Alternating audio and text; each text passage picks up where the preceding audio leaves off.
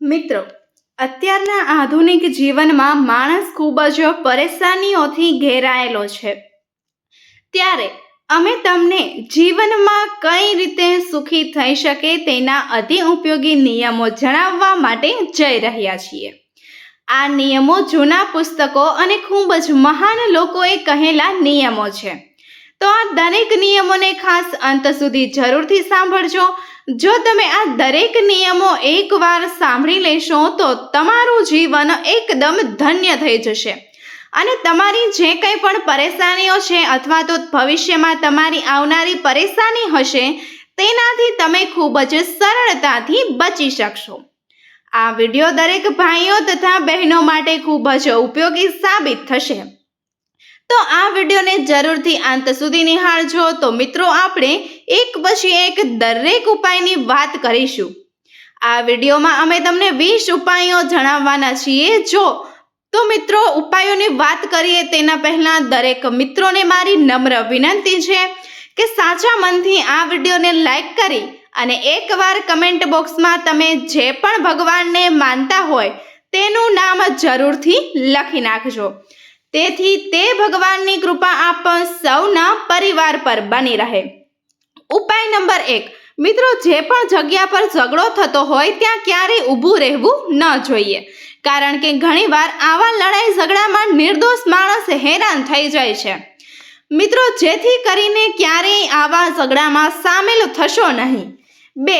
એ વાતની ખાસ હંમેશા કાળજી રાખો કે જો આપ કોઈ પણ કામની શરૂઆત કરો છો તો ક્યારે એ કામ કરતા ગભરાવવું ન જોઈએ અને સાથે સાથે એ કામને અધવચ્ચે પણ છોડી ન દેવું જોઈએ. પોતાના પર આત્મવિશ્વાસ રાખીને પૂરી મહેનતથી આ કામ કરવું જોઈએ.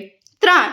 મિત્રો, આપણે જીવનમાં જે સુખ, સંતોષ અને ધીરજથી પ્રાપ્ત થાય છે એવું સુખ બીજું ક્યાંય પણ તમને નહીં મળે. તેમજ સંતોષ અને ધીરજ શાંતિનો ઉમળ કહેવાય છે. જેથી આપના જીવનમાં ગમે તે પરિસ્થિતિમાં સંતોષ અને ધીરજ હંમેશા રાખો, જેથી તમારા જીવનમાં સુખને ક્યારેય કમી નહીં રહે. તેમજ જૂના સમયથી જ આ એક કહેવત ખૂબ જ જાણીતી છે કે જેવો સંગ એવો રંગ. તો મિત્રો, આપણે ક્યારેય જીવનમાં ક્યારેય ખરાબ માણસની મિત્રતા ન કરવી જોઈએ, કારણ કે એવું કહેવાય છે કે ખરાબ માણસને મિત્રતા કરતા સાપની મિત્રતા કરવી સારી. આપણા જીવનમાં આવેલા એક ખરાબ મિત્ર તમારી જિંદગીને પૂરી રીતે બદલી નાખે છે. તેથી હંમેશા સારા અને નકારાત્મક માણસોની સંગત ક્યારે પણ ન કરવી જોઈએ. રોજબરોજની વાતો તેમજ તમારી અંગત વાતો કોઈ બીજા વ્યક્તિને કહેશો નહીં. આવી રીતે તમારી કોઈ પણ ગુપ્ત વાત બીજા વ્યક્તિ પર વિશ્વાસ કરીને પણ એને કહેવાની આદત ટાળી દેવી જોઈએ, જેથી તમારી વાત પણ ગુપ્ત રહે અને કોઈ સામેવાળો માણસ પણ તમારી સાથે દગો ન કરે. 6. મિત્રો, આજના સમયમાં પૈસા ખૂબ જીવન જરૂરિયાતની વસ્તુ બની ગયા છે, પરંતુ નીતિથી લાવેલો પૈસો જ તમારા જીવનમાં સુખ શાંતિ આપે છે. જેથી તમારે ક્યારેય કોઈ ગેરમાર્ગે જઈને વધારે રૂપિયા કમાવવા વાળાની લાલચ ના રાખશો અને હંમેશા ઈમાનદારીથી કામ કરો. 7. હંમેશા ગરીબ માણસોની મદદ કરો. બની શકે તો તમે પૈસાની નહીં પરંતુ ખોરાક કે કપડાની પણ તમે મદદ આપીને કોઈ પણ ગરીબ વ્યક્તિની મદદ કરી શકો છો. ભગવાને તમને જે કંઈ પણ આપ્યું છે એમાંથી થોડું એવું જો તમે એવા લોકોને દાન કરો છો તો આપના જીવનમાં હંમેશા સુખ, શાંતિ અને સમૃદ્ધિ બની રહે છે. 8. તમારા ભવિષ્યમાં આવનારી પરિસ્થિતિને હંમેશા ધ્યાનમાં લઈને તમારા વર્તનમાં કાર્ય કરો, જેથી કરીને કદાચ ભવિષ્યમાં તમારો ખરાબ સમય આવ્યો હોય તો તમારી પાસે પૂરતા પૈસા હોય, ત્યાંથી તમે તમારા ખરાબ સમયમાં તમારું જીવન પ્રસાર કરી શકો છો. કારણ કે જેમ દિવસ પછી રાત આવે છે એવી જ રીતે મિત્રો સુખ પછી દુઃખ આવે. કેમ કે જ્યારે પણ માણસનો ખરાબ સમય શરૂ થાય છે ત્યારે એના પોતાના પણ પારકા બની જતા હોય છે. 9. મિત્રો, જે કોઈ સ્ત્રી કે પુરુષો પોતાના જીવન સાથેના હોવા છતાં બહાર પોતાની નજર કરે છે એ માણસ તમને જીવનમાં ગમે ત્યારે દગો પણ આપી શકે છે. જો આપને આપના જીવનમાં સુખી જ થવું હોય તો આવા લોકોને દૂર રહેશો. 10. તમારા ઘરનું વાતાવરણ સકારાત્મક રહે તેમજ તમારા ઘરના સભ્યો ખુશ રહે એનું વિશેષ ધ્યાન રાખો અને ક્યારે પણ તમારા લીધે કોઈ બીજું માણસ દુઃખી ન થવું જોઈએ એની ખાસ કાળજી રાખો. આ બાબતનું ધ્યાન રાખવાથી ખૂબ જ ભગવાન પણ તમારા પર ખુદ સ્વયં પ્રસન્ન રહેશે અને આપના જીવનમાં સુખ બન્યું રહે છે. ક્યારે પણ કોઈ માણસને એક શબ્દ કહીને એનું અપમાન કરીને એને નીચે સાબિત ન કરશો, કારણ કે કોઈની પરિસ્થિતિ હંમેશા માટે જ સરખી નથી હોતી. જેનું ધ્યાન રાખો અને હંમેશા નાના મોટા સૌને એક સરખા સમજીને મન આપો, જેથી સમાજમાં પણ તમારી ઇજ્જત આબરૂ વધશે. નંબર 12. તમારા પર ઘર આંગણે આવતા કોઈ પણ પશુ પક્ષીને ભૂખ્યા તમારા ઘરેથી જવા દેશો નહીં, કારણ કે મૂંગા પશુ તો બસ તમારી પાસે એક રોટલીની અપેક્ષાથી આવે છે અને બની શકે તો દરરોજ તમારા ઘરે બનતી રસોઈમાંથી પહેલો ભાગ ગાય કૂતરા માટે રાખી દો, જેથી કરીને તમારા ઘરમાં કોઈ દિવસ અનન્ય તંગી નહીં રહે. નંબર 13. રોજ સવારે અને સાંજે આપણા ઘરમાં ભગવાનના દીવાબત્તીને નિયમિત સમય થતા રહે તેની મિત્રો ખાસ કરીને કાળજી રાખો. તેમજ આપના ઘર આંગણામાં રહેલ તુલસીના કચરા પર દીવા દરરોજની કરવાની ટેવ રાખો, જેથી આપના ઘરમાં હંમેશા ભગવાનનો વાસ બન્યો રહે અને તમારો પરિવાર સુખમય જીવન પણ જીવી શકે. મિત્રો, ઉપાય નંબર 14ની વાત કરીએ તેના પહેલા જો તમે આ ચેનલ પર નવા હોય તો આપેલું સબસ્ક્રાઇબનું બટન દબાવીને આપણી ચેનલને સબસ્ક્રાઇબ કરવાનું ભૂલશો નહીં, જેથી નવા વિડીયો અને માહિતીસભર વિડીયો આપને સમયસર મિત્રો મળતા રહે. 14.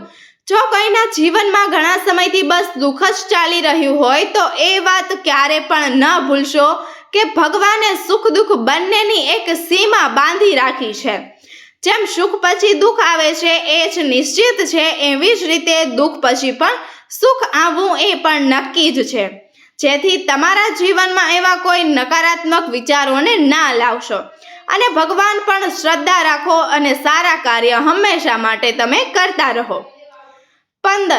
જો આપને નજર સામે કોઈ ગરીબ માણસ કે આપના ઘરના કોઈ પણ સભ્યો હેરાન થતા હોય તો હંમેશા તેમની મદદ માટે તત્પર રહો.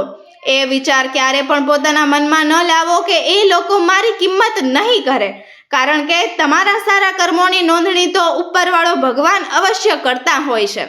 જેથી જીવનમાં હંમેશા સારા કર્મ જ કરો. ત્યારે પણ આપણા ઘરની સ્ત્રીઓને કોઈ એવા શબ્દો કે હિંસા ના કરો જેનાથી તમારા જ ઘરની સ્ત્રીઓ દુઃખી થાય, કારણ કે એવું કહેવાય છે કે ઘરની સ્ત્રી એ આપણા ઘરની લક્ષ્મી છે, જેથી એના જ્યારે પણ દુઃખ ન પહોંચાડશો. આ સુખી થવાનો સર્વશ્રેષ્ઠ માર્ગ છે એમ કહી શકાય.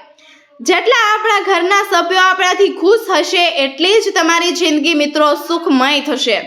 17. તમારા રોજિંદા જીવનમાં હંમેશા પોષક તત્વોથી ભરપૂર અને પૌષ્ટિક આહાર રાખવાનું રાખો, જેથી તમારું સ્વાસ્થ્ય પણ તંદુરસ્ત રહેશે. કેમ કે માણસના જીવનમાં બીમારી હંમેશા દુઃખનું કારણ જ બની શકે છે. જેથી તમારા શરીરને સ્વસ્થ રાખવો, જેથી તમારા પરિવારને પણ કોઈ પણ ચિંતા ના રહે. 18. મિત્રો, આપણા શાસ્ત્રો અનુસાર આપણા માતા પિતાને ભગવાનનું સ્વરૂપ કહેવામાં આવ્યું છે, તો એ બાબતનું ખાસ ધ્યાન રાખો કે આપનાથી અથવા તો આપના ઘરના સભ્ય દ્વારા ક્યારે પણ આપના મા બાપને કોઈ એવા શબ્દો કે અપમાન સહન ન કરવું પડે જેથી તેઓ દુઃખી થાય, કારણ કે કહેવાય છે કે મા બાપના આશીર્વાદમાં જ ખૂબ મોટી તાકાત હોય છે અને એ ગમે તે પરિસ્થિતિને ફેરવી નાખે છે. તેથી હંમેશા આપણા માતા પિતાને ખુશ રહે એવું વર્તન આપણે એમની સાથે કરવું જોઈએ. નંબર 19. આપણા શાસ્ત્ર અનુસાર જો કોઈ વ્યક્તિ સોમવારે નાવાના પાણીમાં થોડું દૂધ નાખીને સ્નાન કરે તો તેને માનસિક શાંતિ મળે છે, તેમજ તેનું ઘર હંમેશા ધનથી ભરેલું રહે છે. આ સિવાય ભગવાન શિવની કૃપાથી તમામ રોગો પણ દૂર થઈ જાય છે. પૈસા જીવન જીવવા માટે ખૂબ જ ઉપયોગી છે, ત્યારે હંમેશા જે જરૂર નથી ત્યાં ક્યારે પણ ખર્ચા ન કરો, નહીતર જ્યારે તમારે જરૂર હશે ત્યારે તમારી પાસે પૈસા નહીં હોય. તો મિત્રો, આ નિયમને હંમેશા યાદ રાખો. મિત્રો, આ માહિતી પસંદ આવી હોય તો ખાસ માહિતીને તમારા સગાવાલા તેમજ મિત્રોમાં શેર જરૂર કરજો અને અમારી આ યુટ્યુબ ચેનલ દર્શ સ્ટોરીને સબસ્ક્રાઇબ કરવાનું પણ ભૂલશો નહીં. મિત્રો, ફરી મળીશું કોઈ નવા એપિસોડ સાથે. ખૂબ ખૂબ ધન્યવાદ. જય શ્રી કૃષ્ણ. રાધે રાધે. ફરી મળીશું એક નવા વિડીયો સાથે. ધન્યવાદ.